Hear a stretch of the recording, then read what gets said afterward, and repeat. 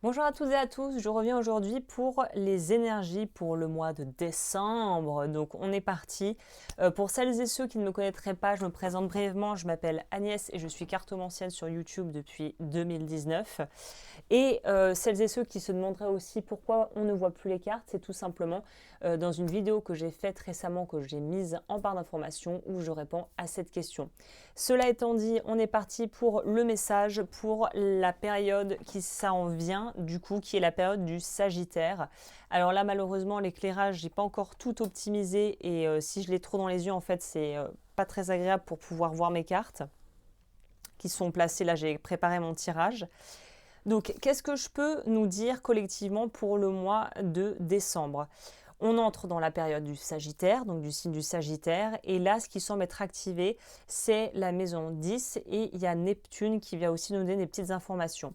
Donc, maison 10, ça nous parle de tout ce qui est en lien avec la carrière, avec ce qu'on met en place, avec en fait aussi, moi je vois ça comme l'héritage qu'on peut laisser pour ceux d'après, soit dans la famille, soit au niveau global de qu'est-ce qu'on laisse comme héritage à la prochaine génération.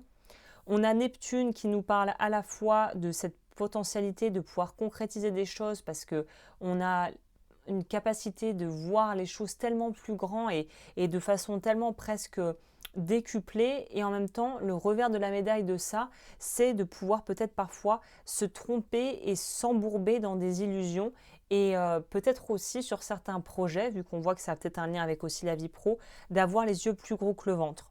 Mais il semblerait que le focus soit fait quand même sur la vie professionnelle et pas tant matériel, l'argent tel quel à proprement parler, mais ce qu'on crée et la valeur ajoutée de ce que l'on crée dans le monde dans lequel on est en fait. On nous dit que l'automne a marqué la fin de quelque chose. Moi, c'est comme ça que je le ressens. Ça a été comme un tournant. Je pense que pour beaucoup de personnes, novembre a été un truc assez puissant, assez finalement déroutant, assez éclairant aussi à un certain niveau.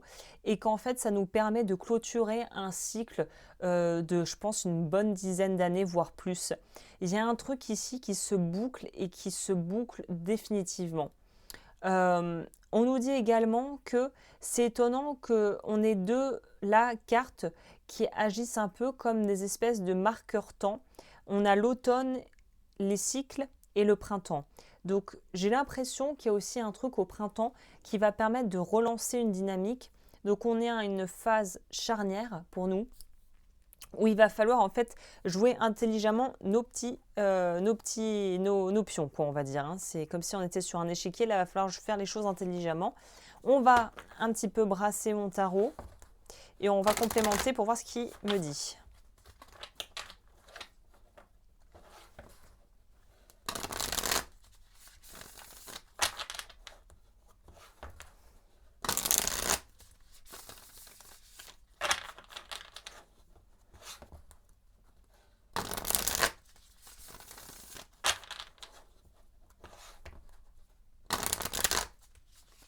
Let us go. Alors, qu'est-ce que ça nous dit? Oui, opportunité. Peut-être que l'automne a apporté, le mois d'octobre, a apporté pour toi une opportunité professionnelle ou une opportunité de voir les choses différemment. Enfin, il y a un truc qui décante et qui est vraiment qui est tangible là. Hein. On a l'idée du nouveau départ avec le fou et on a l'idée du 3 de coupe. Donc là, on est vraiment sur un super mois. Je pense un mois qui va être un peu moins remuant et un petit peu moins déstabilisant que le mois de novembre. On est encore dans un entre-deux au niveau pro, je pense. C'est un truc par rapport à la vie professionnelle où on n'est pas tout à fait peut-être au clair complètement avec ce qu'on va faire. Mais il y a quand même une grande visibilité qui se fait. Au niveau de notre vie plus personnelle et de l'énergie actuelle dans laquelle on pourrait être, on voit qu'on est dans quelque chose où on fait confiance, on recadre.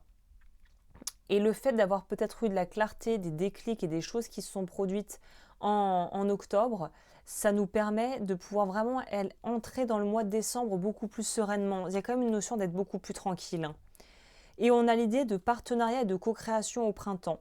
Donc là, c'est comme si, je ne l'ai pas demandé, hein, mais les cartes m'ont emmené vers une espèce de prédiction sur plusieurs mois en fait. J'étais partie pour la guidance du mois de décembre, mais là, il est en train de me dire clairement, enfin les jeux sont en train de me dire que octobre était la phase charnière, décembre va être la phase de consolidation et de mise en action, et le printemps va être la phase de récolte et de réunion et de partenariats qui vont être très profitables.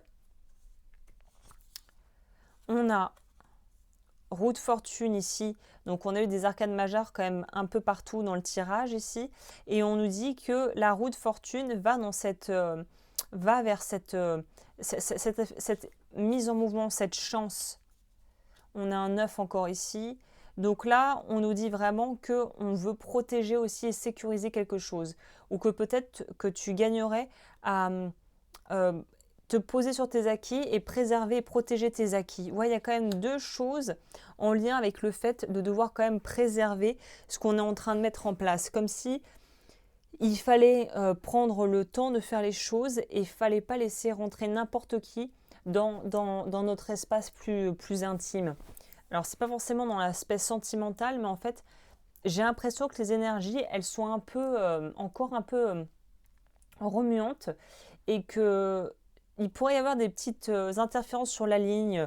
Alors, j'ai pas envie de rentrer dans des trucs trop dramatiques, mais là, on pourrait peut-être avoir des trucs un peu au niveau énergétique qui sont pas tip-top. Donc, c'est le moment de se renforcer, de renforcer son énergie, de renforcer sa confiance en soi, d'être perspicace, d'être affûté au niveau de son intuition et de faire attention autour de quoi on s'unit, on se fréquente, qu'est-ce qu'on nourrit, nous en tant que personne et aussi dans la communauté, dans la société. C'est là, il y a une notion, il faut faire attention à pas... comment dire ça sans que ça soit trop dans des petites cases. On nous dit ici qu'il faut faire attention à pas trop partir dans des délires...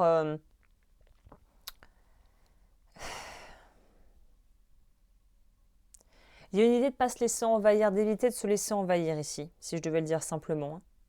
Essayer de ne pas se faire envahir, de ne pas se faire... que ça déborde pas trop, tu vois. Mais tout en restant généreux. Donc c'est être bienveillant, mais ne pas laisser les gens dépasser les bornes. Et on peut être dans le don de soi et dans la bienveillance tout en étant ferme et en disant non. Donc il y a encore un truc comme ça pour novembre. Il faut savoir en fait se protéger des énergies qui pourraient nous déstabiliser. C'est ça. Et assumer ce que l'on crée, notre capacité à créer notre vie comme nous on a envie de la vivre en fait. Et de ne pas se laisser trop influencer par l'extérieur qui voudrait avoir son mot à dire là-dessus en fait. Ok. Et le conseil c'est quoi ? Ouais, remplir sa coupe. Le message global ici, c'est remplir sa coupe.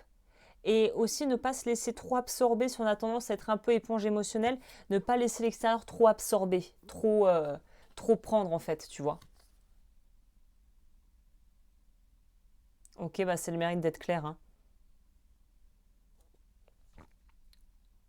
Et ce qui est important à retenir, à garder en tête ici, c'est que ce que tu fais maintenant va vraiment, les plantes que tu graines maintenant, les graines, j'ai dit les plantes, les graines que tu plantes maintenant vont avoir un gros impact sur ton printemps. Donc en gros là, c'est une période où il ne faut pas foirer. Alors, il ne faut pas se mettre une pression non plus, mais il faut essayer d'être vraiment vigilant et smart et intelligent et pas trop aller se perdre dans des trucs et se laisser engloutir ou se laisser influencer par des gens. Là, il faut vraiment rester avec soi et garder sa coupe et garder son pouvoir et